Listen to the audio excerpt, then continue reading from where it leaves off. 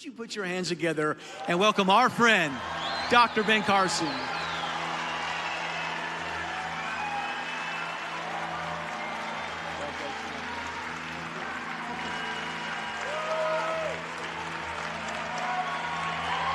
Thank you.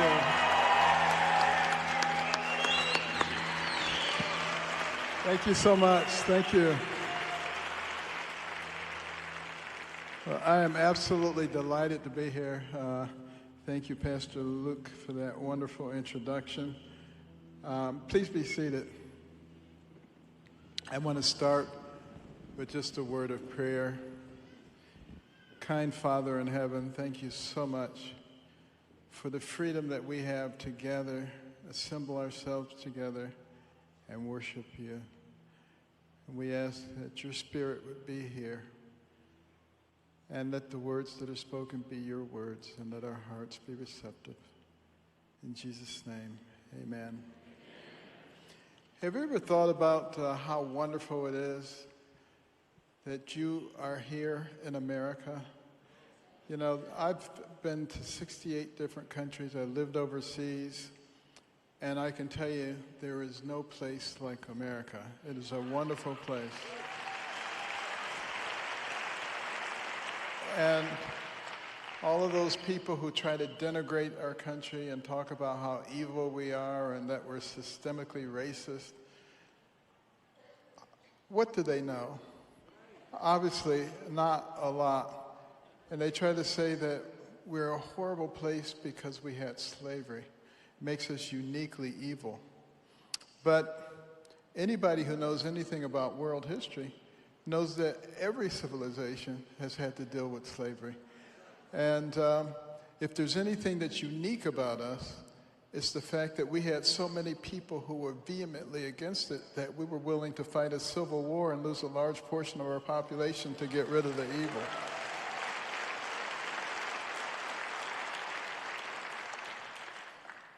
And you think about the founding of this nation and the incredible men that God brought to the forefront and how they acknowledged him. You think about George Washington. Many of you probably know the story of the bulletproof George Washington. You know, he was a courier for General Braddock during the French and Indian War. All the couriers were killed, except George Washington, who had 4 bullet holes in his coat, who had bullet fragments in his hair, but no flesh wounds. And some years later, still before he became president, he was in the area, and one of the Indian chiefs who had been involved told his men, "You got to take me. I must meet this man before I die." And they brought him to George Washington, and he said, "Sir, I needed to meet you because I am an expert marksman, and I shot you many times, and my men shot you many times, and I just wanted to meet the man who's protected by the Great Spirit above." You know?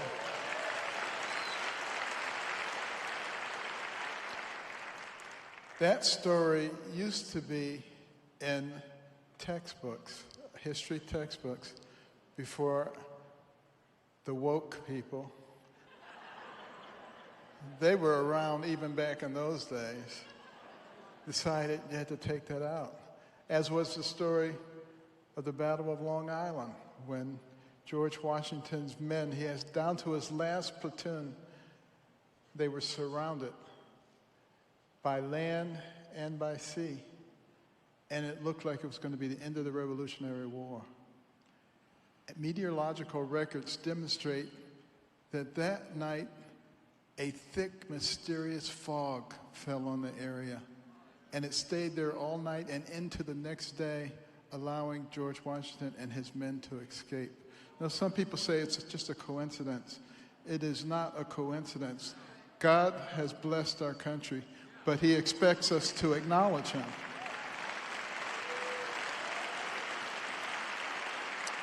And if our country is going to be saved, it's going to be saved by the people of faith in this country. No one else is going to do it. But what does that mean? That means you have to be willing to stand up for what you believe in. You know, you can't stand in the corner looking at your shoes and hoping that no one will call you a nasty name. And that has been the case so often in our country.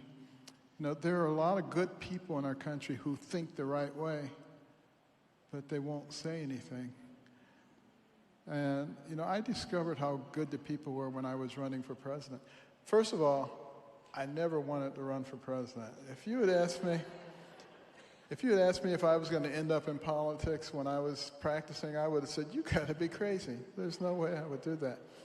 But in 2013, when I was asked to be the keynote speaker at the National Prayer Breakfast, first of all, I thought it was very strange because I had been the keynote speaker in 1997 when Clinton was president. And I had spoken about integrity in office. And it was just before the Lewinsky thing broke. And he was probably saying, does he know what's going on? But anyway, I wasn't aware that anybody had ever been asked twice to do it. But then I did some research and I discovered there was one person who'd done it twice, and that was Billy Graham. I said, that's pretty good company. But I didn't know what I was going to speak on. But after that speech, everybody was saying, you got to run for president. You got to run for president. And I was saying, these people are crazy. I thought, if I just ignore them, it'll go away. So I tried that. It didn't work. Every place I went, there were people with signs, run, Ben, run. I had over 500,000 petitions in my office. I finally said, Lord, you know I don't want to do this, but if you really want me to do it, you have to give me all the things that a person needs to run for president. Like a Rolodex with all the important names, an organization, a lot of money. And I said, I'm not going to go out and try to acquire those things, so you have to give them to me. Next thing I knew, they were all there. The organization was raising more money than the RNC each month. It was absolutely ridiculous. But as I went around to all the littlest hamlets in Alabama and North Dakota, all over the country, I was so impressed with the common sense and wisdom of the American people. But what alarmed me a little bit is that people so often are simply not courageous. And, you know, the making of this country was quite interesting. The Europeans thought that we were crazy. They said, you can't have a country that's run on the will of the people. You have to have a monarch. You have to have a ruling body. And they said we were absolutely delusional, thinking that we could run it on the will of the people. And there was a lot of fractions and a lot of friction and a lot of dissent. And in 1787, at the last Constitutional Convention, it looked like the whole thing was going to fall apart. And then the senior statesman, 81-year-old Benjamin Franklin, got up and said, gentlemen, stop the bickering. He said, let's get down on our knees and let's seek wisdom from God. And they knelt down and they prayed and they got up and they resolved the issue and came up with our Constitution. And think about that.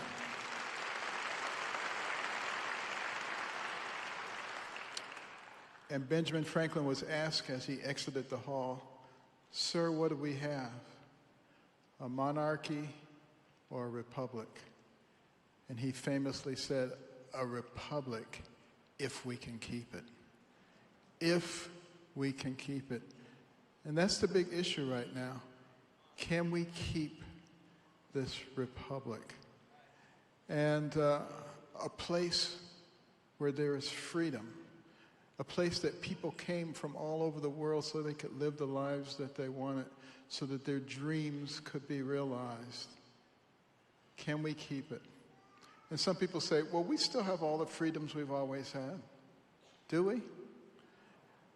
I mean, if big tech and social media can shut people down, can cancel people with the compliance of the government, that's the same as if the government is restricting your speech. And we have to recognize what we're up against, and we have to be willing to speak out against it.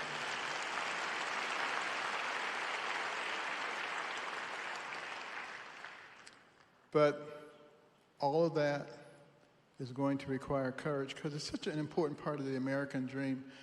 You know, my dream as a youngster was to be a doctor. I loved medicine. I loved anything that had to do with medicine.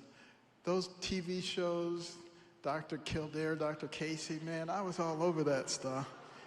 I even liked going to the doctor's office.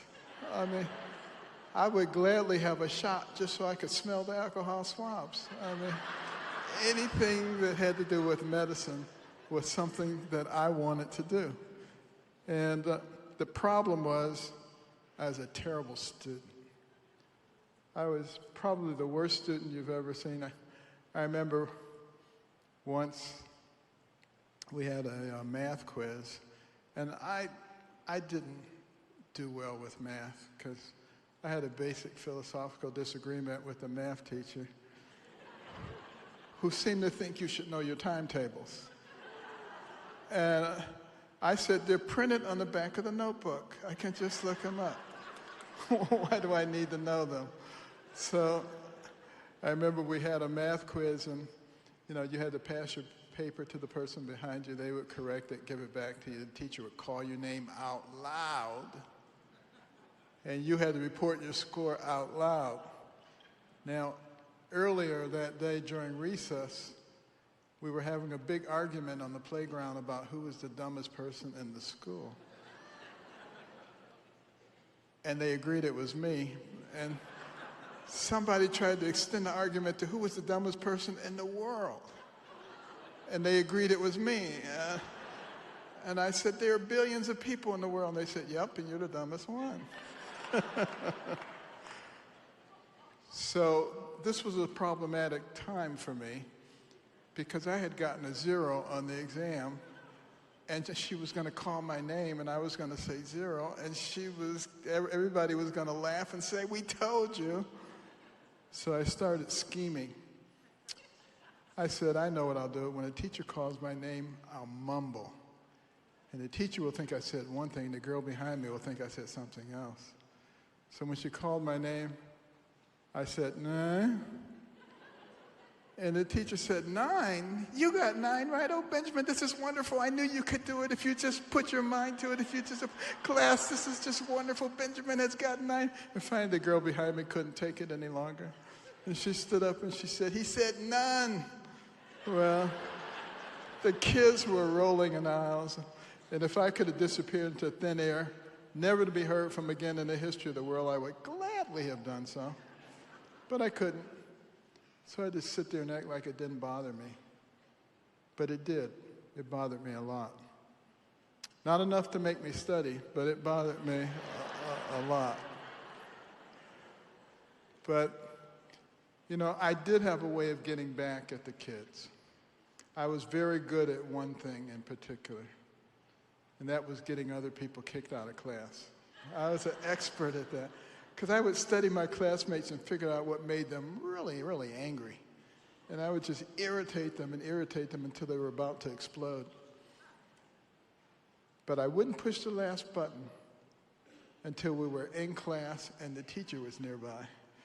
And then I'd push it, they would explode, the teacher would kick them out. I would say, yeah, this is great. Because I wouldn't be the only person who didn't learn anything that day. But there was this one girl. Now, you all know this girl. Some of you were her. Miss Goody Two-Shoes.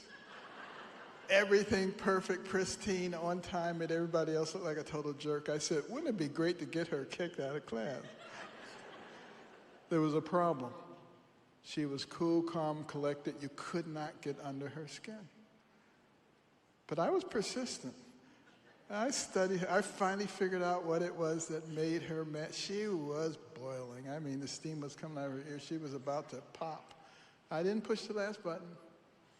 I waited till we were in class. Lo and behold, she sat right down at the desk in front of me.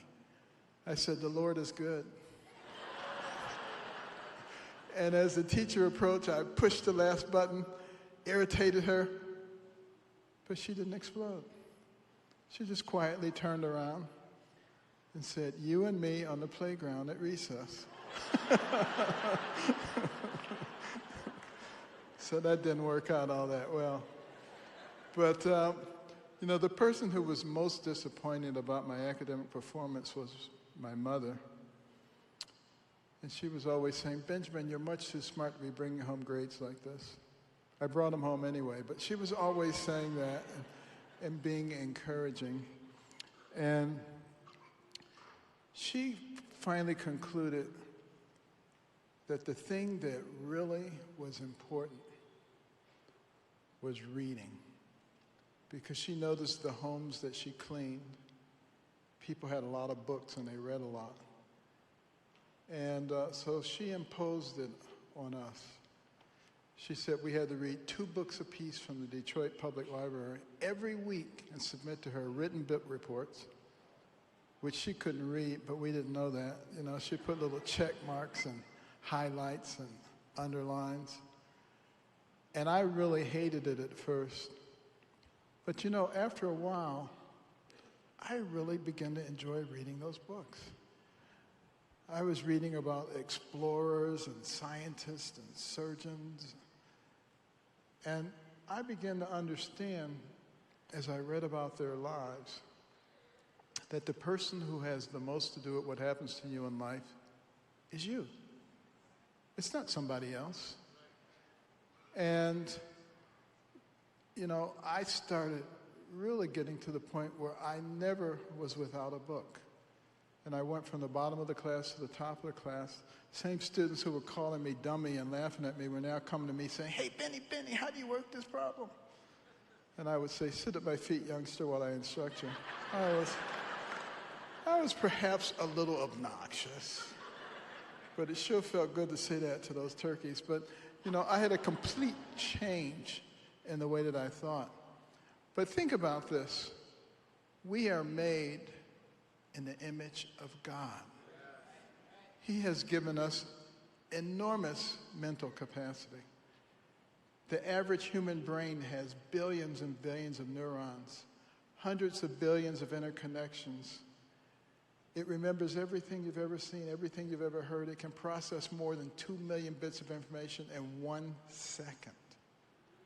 You can't overload it. You've heard people say, "Don't learn this, you overload your brain." You can't overload the human brain. If you learned 1 new fact every second, it would take you more than 3 million years to begin to challenge the capacity of your brain.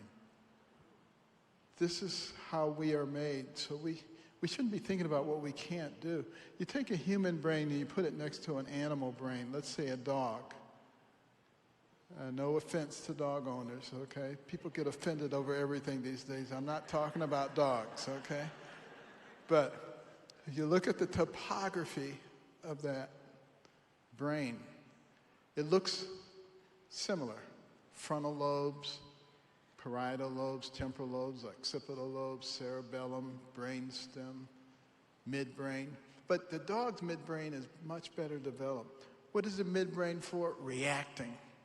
That's why animals react so much faster than people, the cat-like reflexes.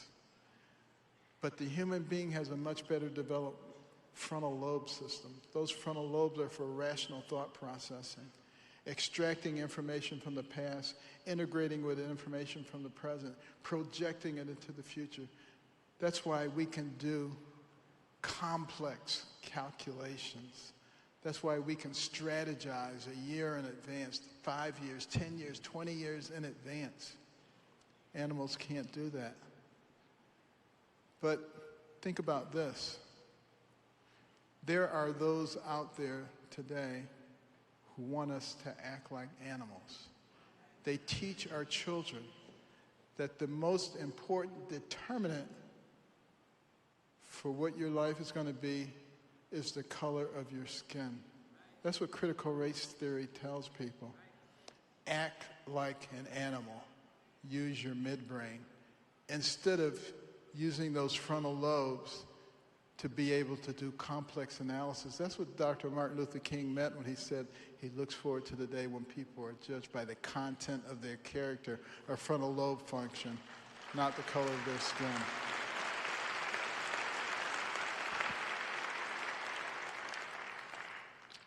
But you know, you would have thought that having accomplished academically, things were going to be wonderful for me. Wrong. Because I had a terrible temper. I would just fly off the handle. People who know me now cannot believe that I used to be that way. But I remember once a fellow hit me with a pebble. It didn't hurt, but I was incensed that he would dare hit me with a pebble. I picked up a big rock, threw it at his face, broke his glasses, almost put his eye out. Another time, a fellow was trying to close my locker at school. I didn't want it closed. I struck him in the forehead with my fist. Unfortunately, the lock was still in my hand. Put a 3-inch gash in his forehead. Almost got expelled. My mother was trying to get me to wear something I didn't want to wear. It took a hammer, went to hit her in the head with it. Fortunately, my older brother caught it from behind. Other than that, I was a pretty good kid. But you can see how that temper can get you into a lot of trouble. And when I was 14, another youngster angered me, and I had a large camping knife, and I tried to stab him in the abdomen. And under his clothing, he had on a large metal belt buckle, and a knife blade struck it with such force that it broke. And he fled in terror, but I was more horrified, because it dawned on me at that point that I was trying to kill somebody over nothing. And I locked myself in the bathroom, and I just started contemplating my life. And I realized that even though I had turned things around academically, I would never realize my dream of becoming a physician with a temper like that. I would end up in jail, reform school, or the grave. None of those appealed to me. And I just fell on my knees and I said, Lord, I cannot change this. I know it's wrong. I want to change it, but I can't change it. And I said, you're going to have to do this for me. And there was a Bible, and I picked it up, opened it to the book of Proverbs. And there were all these verses about anger. Like Proverbs 19:19, there's no point getting an angry man out of trouble, because it's just going to get right back into it. And there are all these verses about fools, and they all seem to be written about me. And it came to me during the hours that I was in that bathroom that the reason that I was angry all the time is because I was selfish. Because it was always about me. Me, my, and I. I want this. Somebody took my thing. They did this to me. And I said, if you could learn how to step out of the center of the circle and let it be about somebody else, you won't have that problem. That was the last day that I had an angry outburst. And some people say, would you just learn how to cover it up?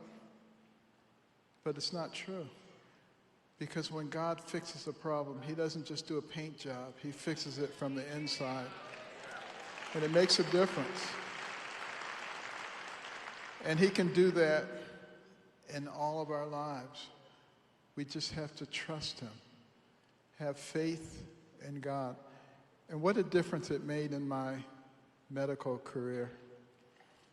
I remember there was one case of a young man, and he had von Hippel-Lindau disease. This is a disease, one of the neurophacomatoses, in which you develop these very vascular tumors throughout the brain. And he had the misfortune of developing one in his brain stem, an area considered inoperable. And none of the adult neurosurgeons would touch him. And his wife was a pediatric neurosurgery nurse. And so she worked on the same ward where most of my patients were. And she said, "You're going to have to operate on my husband." And I said, "But I'm a pediatric neurosurgeon." And she says, "He acts like a child."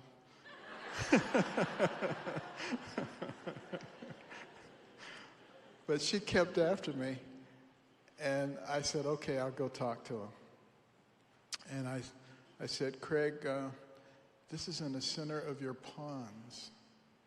I said, "This is like a coaxial cable. There's nothing there that is not important."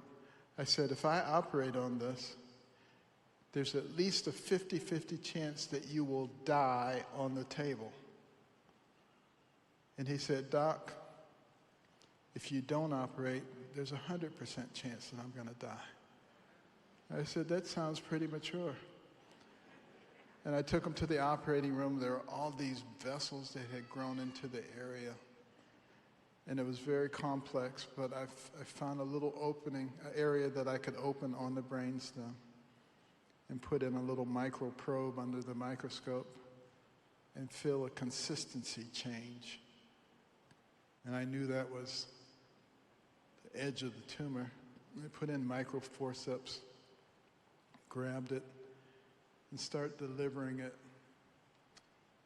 And the evoked potentials went flat. The electrical waves from the brain went flat. And the anesthesiologist said, "You may as well stop. You killed him." He had been very much against the operation. He said, "You can't do it." So he was sort of gleeful in a sense that this had happened. But I continued taking the tumor out, and the evoked potentials remained flat throughout the case. Obviously, he didn't wake up afterwards. Went to the ICU on full life support. The next day, he was sitting up in the bed cracking jokes.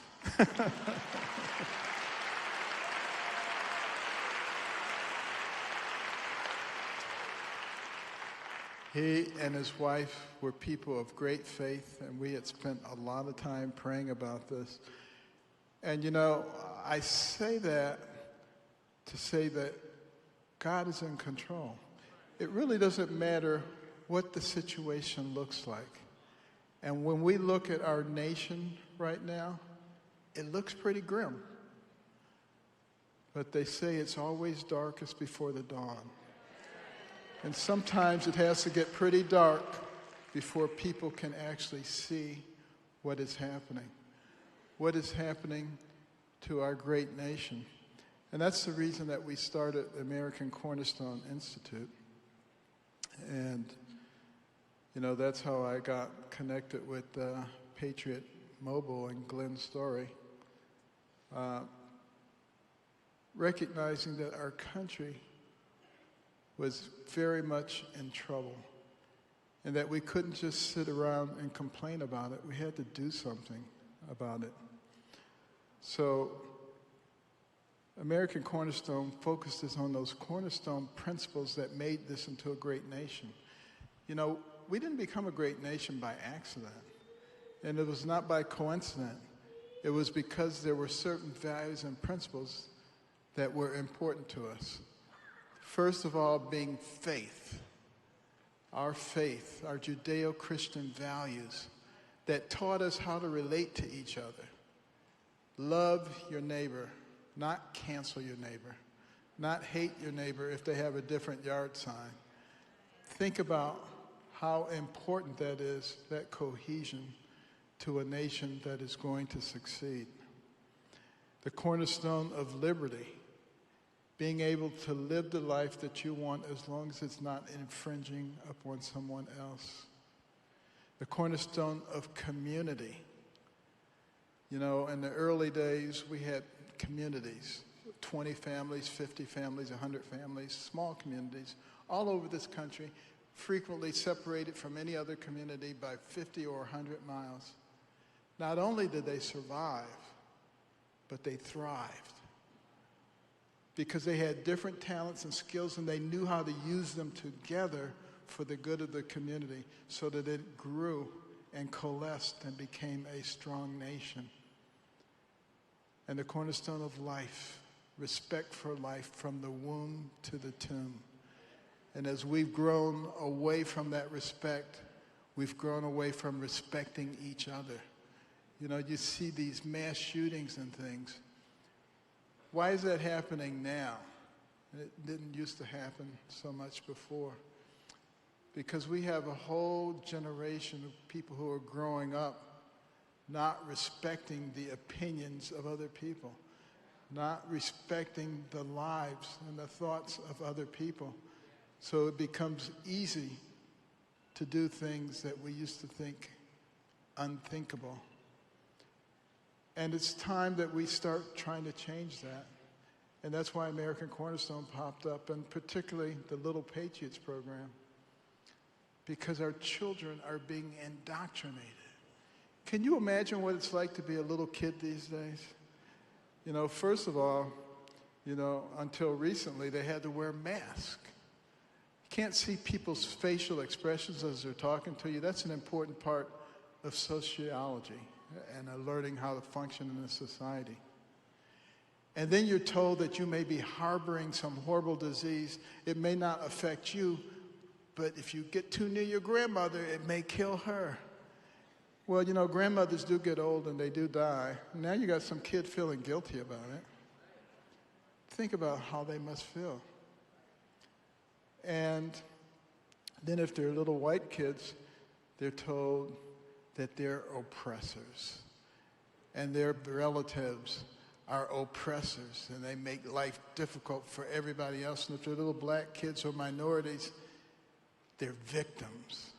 All of this is happening while you're trying to develop your self-image. Can you imagine how that impacts a young person? And then if that's not bad enough, you may not be a girl or a boy. Think about that. It's child abuse, what we're doing to these children.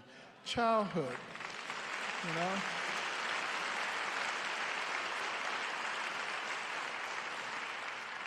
So recognizing that, our Little Patriots program created an online learning program that teaches children about the values of who we are as a nation.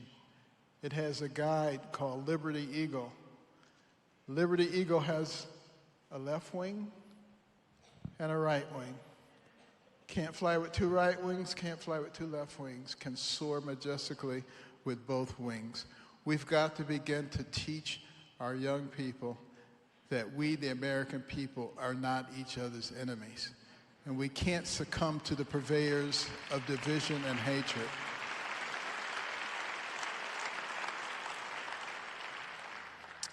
And part of that means bringing God back into the focus of our country.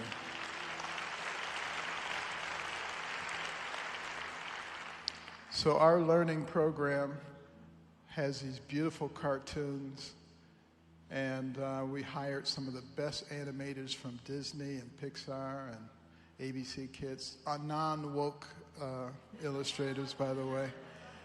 And all of it is free of charge because we have wonderful underwriters, people who understand America and want to help save it. So littlepatriotslearning.com, look it up when you get home.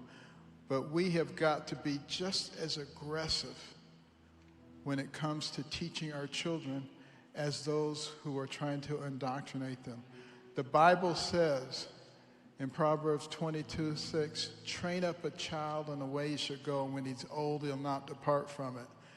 Well, that's why they have been so vigorous for the last generation working on the kids in our country, because they figure that's the easiest way to flip us, and it's working for them, but we can stop it. And we need to recognize that there have been so many people who have preceded us in this country. Real patriots. People who've given up everything so that we could have freedom and prosperity in our country today. And we must be brave like they have been. Understand that maybe there may be some pain. There may be some suffering, but a little bit of pain and suffering now can provide for freedom in the future. but people have to be willing to stand up. I want you to think about World War II. Think about those incredible Americans. Think about the women who went into the factories and produced more airplanes, tanks, and mortars than anybody could imagine. Think about the young men, 16, 17, 18, 19 years old. Many of them lied about their age so that they could fight for the freedom of our country.